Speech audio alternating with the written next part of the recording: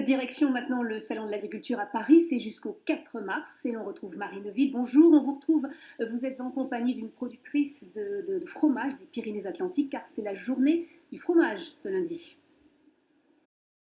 Oui, Marie-Pierre, et on va évoquer un fromage dont on parle beaucoup, mais sait-on vraiment ce qu'il est? Céline Barrère représente les producteurs d'Osso Irati.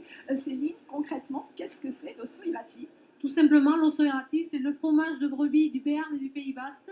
C'est un fromage qui existe depuis la nuit des temps et qui est fabriqué dans les coteaux et montagnes de ce territoire si beau. Et il y a beaucoup de catégories d'Osso Irati. Tout à fait, comme c'est une appellation d'origine protégée, plusieurs producteurs peuvent le fabriquer.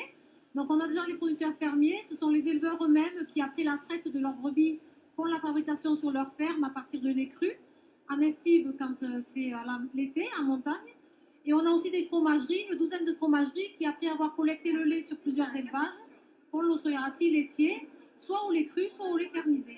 En revanche, ce que l'on ne sait pas toujours, c'est qu'il y a un cahier des charges très particulier. Tout à fait. Encore une fois, en tant qu'AOP, on a une liste de pratiques à respecter qui correspondent aux traditions. Donc les points fondamentaux, ce sont l'aire géographique.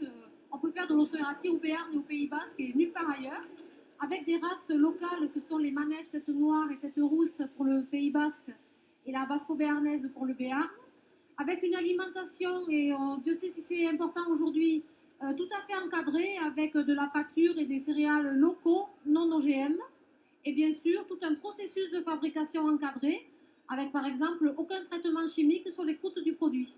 Ça veut dire que vous êtes une filière qui se porte bien et vous êtes confiant. On est d'autant plus confiant qu'on est une filière de 1500 producteurs avec une vingtaine de fromageries ou saloirs d'affinage.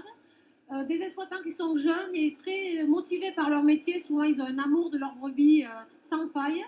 Et nos tonnages se développent chaque année et le consommateur se régale avec l'osso irati en plateau ou en cuisine. Donc, on est très confiant sur l'avenir. Merci beaucoup, Céline Barrère. Voilà, Marie-Pierre, et le fromage, on va encore en parler ce soir, puisque vous l'avez dit, c'est le produit phare à l'honneur aujourd'hui.